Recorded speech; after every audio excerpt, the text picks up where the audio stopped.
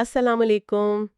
آج ہم ایک ایسے موضوع کی گہرائی میں اتر رہے ہیں جو اسلامی معاشرت اور عبادت کے تصور کا ایک بنیادی ستون ہے، جی یعنی والدین کا مقام اور ان کے حقوق۔ وعلیکم السلام۔ جی بالکل، ہمارے سامنے جو مواد ہے وہ قرآن و سنت نبی صلی اللہ علیہ وآلہ وسلم کی روشنی میں اس تعلق کی اہمیت اور نزاکت کو واضح کرتا ہے۔ بالکل، اور ہمارا مقصد صرف معلومات دہرانا نہیں ہے، بلکہ یہ سمجھنا ہے کہ اسلام اس رشتے کو کس قدر آپ کہہ لیں مقدس اور اہم قرار دیتا ہے، بالکل اور ہماری ذمہ داریاں کیا بنتی ہیں پھر۔ جی، اصل میں پہلی بات جو اس مواد سے سامنے آتی ہے وہ یہی ہے کہ اسلام نے والدین کے ساتھ تعلق کو صرف کوئی دنیاوی یا سماجی معاملہ نہیں سمجھا ہے۔ اچھا؟ جی، بلکہ اسے ایمان اور عمل صالح کا حصہ بنایا ہے۔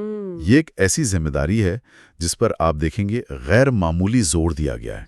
غیر معمولی زور۔ بالکل، اور یہ زور صرف نصیحت کی حد تک نہیں ہے، اس کا اندازہ قرآن پاک میں اس حکم کے مقام سے ہوتا ہے۔ اللہ تعالیٰ نے اپنی توحید اور عبادت کے حکم کے فوراً بعد، مطلب بالکل ساتھ ہی جس چیز کا حکم دیا ہے وہ والدین کے ساتھ احسان ہے۔ احسان، یہ لفظ اہم ہے۔ بہت اہم ہے۔ احسان کا لفظ یہاں بہت معنی خیز ہے۔ یہ صرف اچھا سلوک نہیں ہے، بلکہ بہترین کمال درجے کا خلوص دل سے کیا جانے والا سلوک، جیسے سورۃ النساء آیت 36 میں فرمایا، وَاعْبُدُوا اللَّهَ وَلَا تُشْرِكُوا بِهِ شَيْئًا وَبِالْوَالِدَيْنِ إِحْسَانًا۔ اچھا۔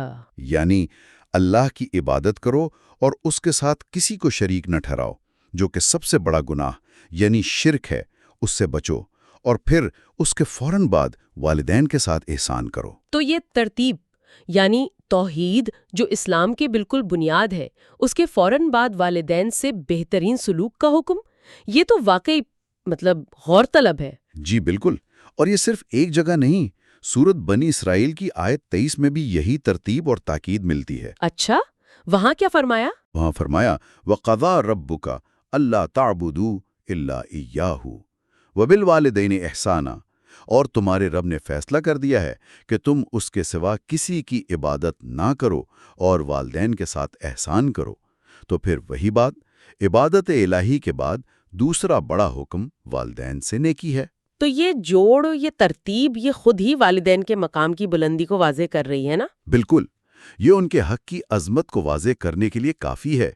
گویا اللہ کے حق کے بعد بندوں میں سب سے مقدم حق والدین کا قرار دیا گیا ہے۔ ٹھیک، یہ بات تو واضح ہو گئی کہ قرآن میں والدین کا مقام اللہ کی عبادت کے ذکر کے ساتھ جڑا ہوا ہے۔ اب ذرا احادیث نبوی صلی اللہ علیہ وآلہ وسلم کی طرف آتے ہیں۔ پیغمبر اسلام صلی اللہ علیہ وآلہ وسلم کی تعلیمات اس حوالے سے کیا کہتی ہیں؟ کیا ان میں مزید تفصیل یا کوئی خاص تاکید ملتی ہے؟ احادیث میں تو آپ دیکھیں اس موضوع کو اور بھی زیادہ کھول کر بیان کیا گیا ہے، اور خاص طور پر عملی پہلوؤں پر روشنی ڈالی گئی ہے۔ والدہ کے مقام پر تو خصوصی تاکید ملتی ہے۔ والدہ کے مقام پر؟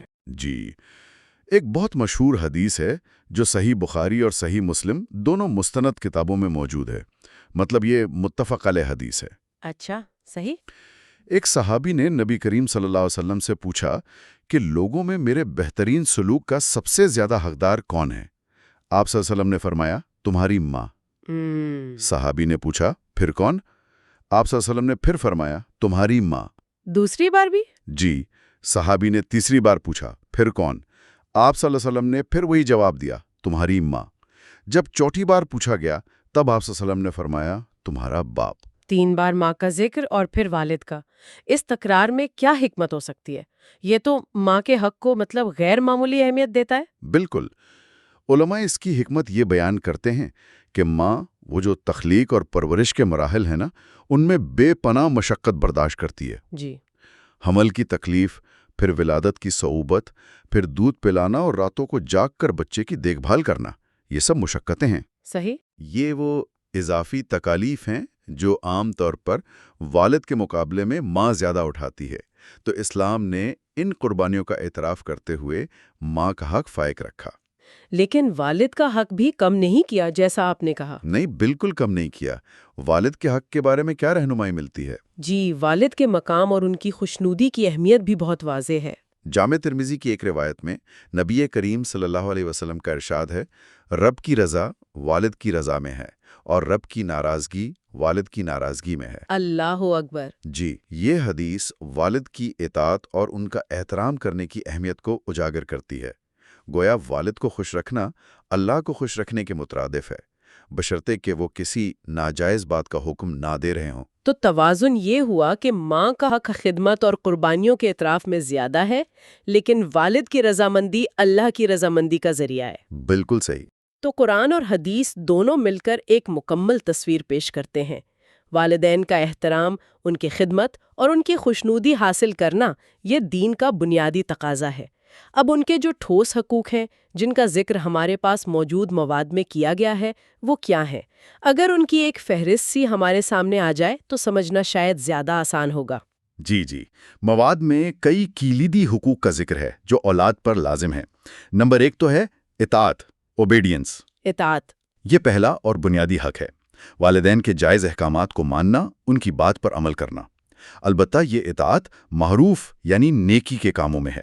اگر وہ اللہ کی نافرمانی کا حکم دے، مثلا شرک یا کسی گناہ کا، تو پھر ان کی اطاعت نہیں کی جائے گی۔ اچھا، یہ شرط اہم ہے۔ جی، قرآن میں بھی اس کی وضاحت ہے، لیکن اس صورت میں بھی ان سے بدسلوکی کی اجازت نہیں۔ یہ نہیں کہ اگر بات نہیں مانی تو بدتمیزی شروع کر دیں۔ صحیح۔ اچھا، دوسرا حق؟ دوسرا ہے خدمت، سروس۔ خاص طور پر جب والدین بڑھاپے کو پہنچ جائیں، کمزور یا بیمار ہو جائیں، تو ان کی جسمانی، طبی اور ذاتی ضروریات کا خیال رکھنا، ان کی دیکھ بھال کرنا اولاد کا فرض ہے۔ یہ اس احسان کا بدلہ ہے جو انہوں نے بچپن میں کیا تھا۔ بالکل۔ تیسرا حق ہے نرم گفتگو اور ادب، کائنڈ سپیچ اینڈ رسپیکٹ۔ ان سے ہمیشہ نرم لہجے میں عزت و احترام سے بات کرنا، آواز اونچی نہ کرنا، جھڑکنا نہیں۔ حتیٰ کہ اف تک کہنے سے بھی منع کیا گیا ہے نا، سورت بنی اسرائیل میں؟ جی بالکل، آیت 23 میں۔ یہ ان کے وقار کو برقرار رکھنے کے لیے ہے۔ ٹھیک۔ چوتھا حق؟ چوتھا ہے ان کے لیے دعا کرنا، پریئنگ فار دیم۔ والدین کے لیے اللہ سے رحمت اور مغفرت کی دعا کرتے رہنا۔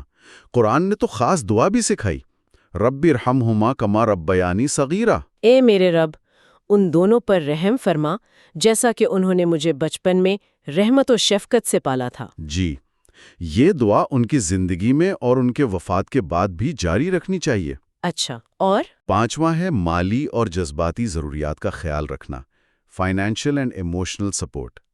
اگر والدین ضرورت مند ہوں تو ان کے نان نفقہ، رہائش، لباس، علاج معالجے کا ذمہ اولاد پر ہے۔ لیکن صرف مالی مدد کافی نہیں ہوتی ہوگی؟ بالکل نہیں، ان کی جذباتی ضروریات کا خیال رکھنا، ان کے پاس بیٹھنا، ان سے بات چیت کرنا، ان کی دلجوئی کرنا، یہ سب اسی احسان کا حصہ ہے۔ صحیح۔ اور چھٹا نکتہ بھی تھا شاید۔ جی، چھٹا نکتہ بہت اہم ہے، وفات کے بعد بھی حقوق جاری رکھنا، continuing obligations after their death. اچھا، یہ کیسے؟ مطلب یہ کہ والدین کا حق ان کی موت سے ختم نہیں ہوتا۔ ان کے لیے دعائیں مغفرت کرتے رہنا، ان کی طرف سے صدقہ و خیرات کرنا، اگر انہوں نے کوئی جائز وصیت کی ہو یا قرض چھوڑا ہو تو اسے پورا کرنا، اور ان کے دوستوں اور عزیز و اقارب کے ساتھ اچھا سلوک کرنا، یہ سب ان کے حقوق میں شامل ہے جو ان کے جانے کے بعد بھی ادا کرنے ہیں۔ سبحان اللہ، یہ تو واقعی ایک جامع فہرست ہے۔ اطاعت سے لے کر خدمت، گفتگو کے آداب، مالی و جذباتی ضروریات اور یہاں تک کہ ان کی وفات کے بعد بھی ذمہ داریاں۔ یہ بات تو بہت متاثر کن ہے کہ اسلام نے اس تعلق کو کس قدر اہمیت دی ہے۔ لیکن اس کا دوسرا رخ بھی تو ہوگا۔ اگر کوئی ان حقوق میں کوتاہی کرتا ہے، مطلب نافرمانی کرتا ہے، تو اسلام اس بارے میں کیا کہتا ہے؟ والدین کی نافرمانی، جسے عربی میں عقوق الوالدین کہتے ہیں، اسے اسلام میں انتہائی سنگین معاملہ سمجھا گیا ہے۔ سنگین؟ کس حد تک؟ اسے گناہ کبیرہ یعنی بڑے گناہوں میں شمار کیا گیا ہے۔ آپ کو یاد ہوگا ابھی ہم نے شرک کے بعد والدین سے احسان کا ذکر قرآن میں دیکھا تھا۔ جی۔ اسی طرح حدیث میں بھی نافرمانی کو شرک کے ساتھ ذکر کیا گیا ہے۔ صحیح بخاری اور مسلم کی حدیث ہے جس میں نبی کریم صلی اللہ علیہ وسلم نے فرمایا، کیا میں تمہیں سب سے بڑے گناہ نہ بتاؤں؟ صحابہ نے عرض کیا، کیوں نہیں یا رسول اللہ؟ آپ صلی اللہ علیہ وسلم نے فرمایا، اللہ کے ساتھ شرک کرنا اور والدین کی نافرمانی کرنا۔ اللہ اکبر! شرک کے فوراً بعد؟ جی، شرک یعنی اللہ کی ذات یا صفات میں کسی کو شریک ٹھہرانا، وہ تو سب سے بڑا گناہ ہے۔ اس کے فوراً بعد والدین کی نافرمانی کا ذکر کرنا یہ اس بات کی علامت ہے کہ یہ اللہ کے نزدیک کس قدر ناپسندیدہ عمل ہے۔ اور اس کا انجام کیا بتایا گیا ہے؟ اس کی سزا دنیا میں بھی اور آخرت میں بھی سخت بتائی گئی ہے۔ اللہ کی ناراضگی اور جنت سے محرومی جیسی وعیدیں احادیث میں مذکور ہیں۔ استغفر اللہ! تو گویا والدین کی خدمت اور اطاعت صرف ایک اخلاقی یا سماجی ذمہ داری نہیں، نہیں، بالکل نہیں۔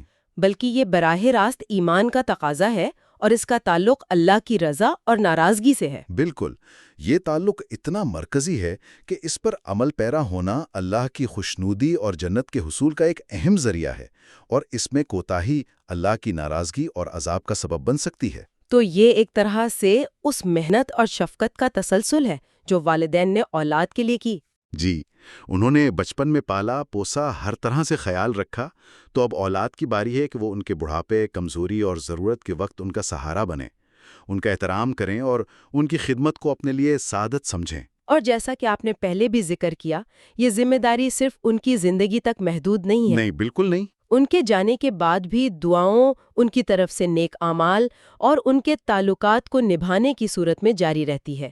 یہ تعلق تو موت سے بھی آگے جاتا ہے۔ یقیناً، ان کے لیے اصال ثواب کرنا، ان کے دوستوں کا احترام کرنا، ان کے رشتہ داروں سے صلہ رحمی کرنا، یہ سب اسی احسان کا تسلسل ہے جس کا حکم دیا گیا ہے۔ یہ ظاہر کرتا ہے کہ اسلامی تعلیمات میں رشتوں کی پاسداری کس قدر گہری اور پائیدار ہے۔ تو آج کی اس ساری گفتگو کا اگر ہم خلاصہ کریں تو لبے لباب یہی نکلتا ہے کہ اسلام والدین کو غیر معمولی طور پر بلند مقام دیتا ہے۔ ان کی حقوق کی ادائیگی کو عبادت کا درجہ حاصل ہے اور یہ اللہ کی رضا حاصل کرنے کا ایک اہم ترین ذریعہ ہے۔ قرآن اور سنت دونوں اس پر متفق ہیں۔ جی ہاں، اور یہ سمجھنا ضروری ہے کہ یہ صرف احکامات کی ایک فہرست نہیں ہے جو ہمیں پوری کرنی ہے، یہ دراصل اپنی دنیا اور آخرت کو سنوارنے کا راستہ ہے۔ اچھا، وہ کیسے؟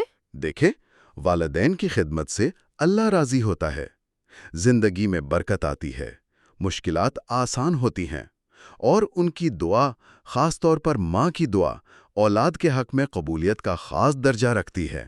صحیح۔ تو یہ دنیاوی اور اخروی دونوں طرح کی کامیابی کی کنجی ہے۔ بہت خوب۔ آج کے مواد اور اس تفصیلی گفتگو کے بعد میرے ذہن میں ایک عملی سوال آ رہا ہے جو شاید ہمارے سننے والوں کے لیے بھی غور و طلب ہو۔ جی، فرمائیے۔ آج کے دور میں جہاں معاشی اور سماجی حالات کافی بدل چکے ہیں، خاندان، وہ جو مشترکہ نظام تھا، وہ بکھر رہا ہے۔ بچے تعلیم یا روزگار کے لیے والدین سے دور شہروں یا بعض اوقات ملکوں میں مقیم ہیں۔ زندگی کی رفتار بہت تیز ہو گئی ہے۔ جی، یہ حقیقت ہے۔ ایسے میں والدین کے یہ حقوق، خاص طور پر وہ جو خدمت سے متعلق ہیں، ان کے ساتھ وقت گزارنا، ان کی جذباتی ضروریات کا خیال رکھنا، ان پہلوؤں کو عملی طور پر کیسے نبھایا جائے؟ یہ ایک اہم سوال ہے۔ کیا ٹیکنالوجی جیسے ویڈیو کالز وغیرہ اس میں کچھ مددگار ہو سکتی ہے، یا یہ فاصلے اس ذمہ داری کی نوعیت کو ہی بدل دیتے ہیں؟ اس پر شاید مزید سوچ بچار کی ضرورت ہے کہ ان عظیم تعلیمات کو آج کے ان بدلے ہوئے حالات میں بہترین طریقے سے کیسے نافذ کیا جا سکتا ہے۔ بالکل، یہ ایک چیلنج ہے جس پر غور و فکر کرنا ہم سب کے لیے ضروری ہے۔